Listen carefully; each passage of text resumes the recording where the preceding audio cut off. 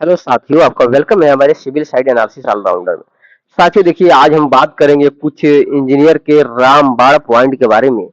जैसे साथियों, ये यहाँ पे लिखा हुआ है basic important point for civil site engineer and supervisor.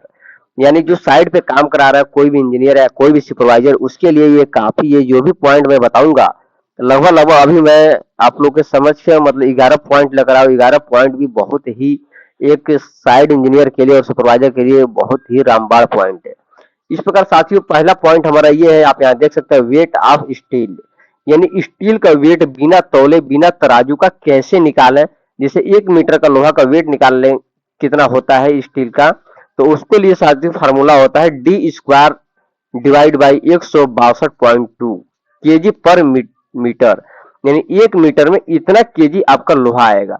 ये निकालना कैसे साथियों? तो डी जो होता है लोहा का डाया होता है। मान लीजिए कि लोहा का जैसे डाया होता है 8 होता है, 10 होता है, 12 होता है, 16 होता है, 20 होता है, 25 होता है, 32 होता है। ये जो है साथियों, ये हमारा लोहा का डाया है। इस डाया को अगर 2 बार गुणा करते हैं और 162.2 से इसे जब डिवाइड करते हैं तो आपका आ जाएगा कि 1 मीटर में कितना केजी स्टील आता है। वैसे साथियों, अगर जैसे गांव के लोग हमारा मीटर कम समझते हैं, लेकिन फीट गांव में बहुत ज्यादा समझते हैं। तो 1 फीट का लोहा निकालना हो बिना तौले, जैसे मान लीजिए आप दुकान पर लोहा खरीदने जा रहे हैं, दुकान आपको दुकानदार ठग देगा। क्यों? ये सब साथियों आप लोगों को तो पता नहीं है ना, दुकानदार क्या तराजू में क्या लगा के रखा रहेगा नहीं रखा रहा। तो आप वहाँ क्या कर सकते हैं साथियों, घर लाके आप जैसे 1 फीट का लोहा काट सकते हैं। 1 फीट का लोहा तो आप दोस्तों वेट तो कर ही सकते हैं।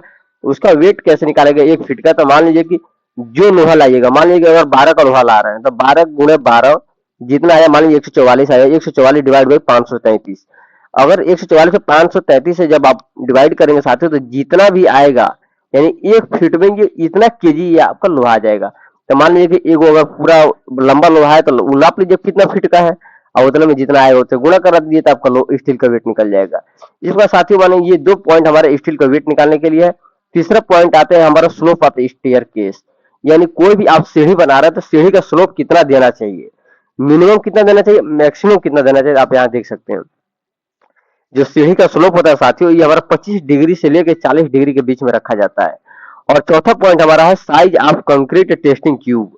यानी कोई भी आप मकान बना रहे हैं, कोई भी स्ट्रक्चर तैयार कर रहे हैं, तो उसमें जो आप क्यूब ढालते हैं तो क्यूब का जो साइज है क्या रहना चाहिए कंक्रीट का स्ट्रेंथ चेक करने के लिए, तो हमारा 150 × 150 × 150 ये साइज हमारा रखा जाता है। और साथ ही ऐसे ही जब सीमेंट का हम स्ट्रेंथ चेक करते हैं, सीमेंट का जो क्यूब बनाते हैं उसका साइज हमारा 100 × 100 होता है। और साथियों हमारा छठवां पॉइंट ये है कि जो कंक्रीट क्यूब है उसको कितने लेयर में फिल किया जाता है।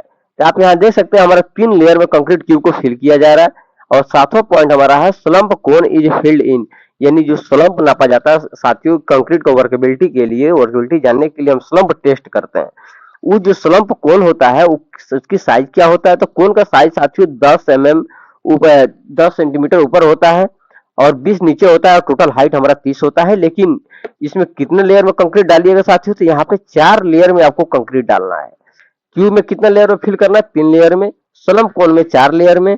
और cement should be use with in, जैसे 8वां पॉइंट देखिए, cement should be use with in 3 months of manufacturing. कोई भी सीमेंट साथियों आप यूज कर रहे हैं या दुकानदार से मंगा रहे हैं तो आप देखिए सीमेंट के बोरे पे डेट लिखा रहता है। आप तभी सीमेंट लीजिए साथियों क्योंकि 3 महीने के अंदर वो मैन्युफैक्चरिंग किया गया हो।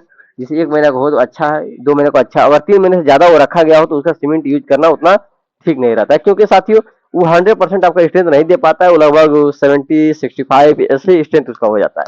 इसलिए किसी भी सीमेंट को बनने से 3 महीने पहले उसका यूज कर लेना चाहिए। और साथियों यहाँ पे 9वां पॉइंट हमारा है मिनिमम थिकनेस ऑफ शियर वाल।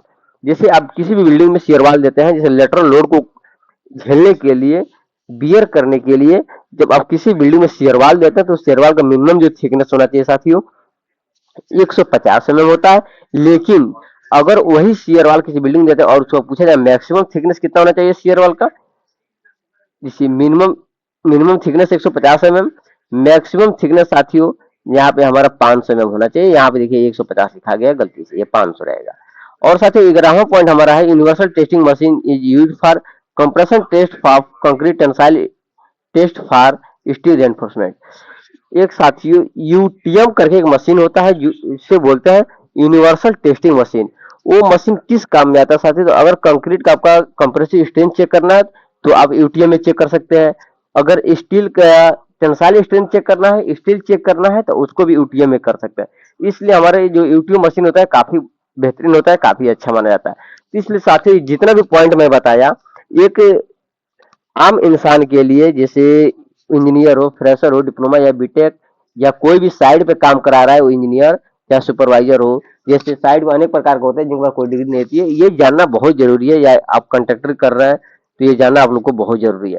या नॉर्मल आदमी है फिर भी अपना घर बनवाना चाहते हैं, तो ये पॉइंट अगर जानते रहेंगे तो आपको कोई भी मिस्त्री, कोई भी ठेकेदार आपको भरमा के नहीं जाएगा, क्योंकि काफी अच्छा ये पॉइंट है। धन्यवाद साथियों, अगर ये आपको जानकारी अच्छा लगेगा तो वीडियो को लाइक कीजिएगा, दोस्तों में शेयर कीजिएगा, ताकि जिस भाई को अगर जानकारी नहीं है तो जानकारी मिल सकता है, क्योंकि काफी इंपॉर्टेंट पॉइंट है भाई। मिलते हैं अगले वीडियो में नए पॉइंट के साथ।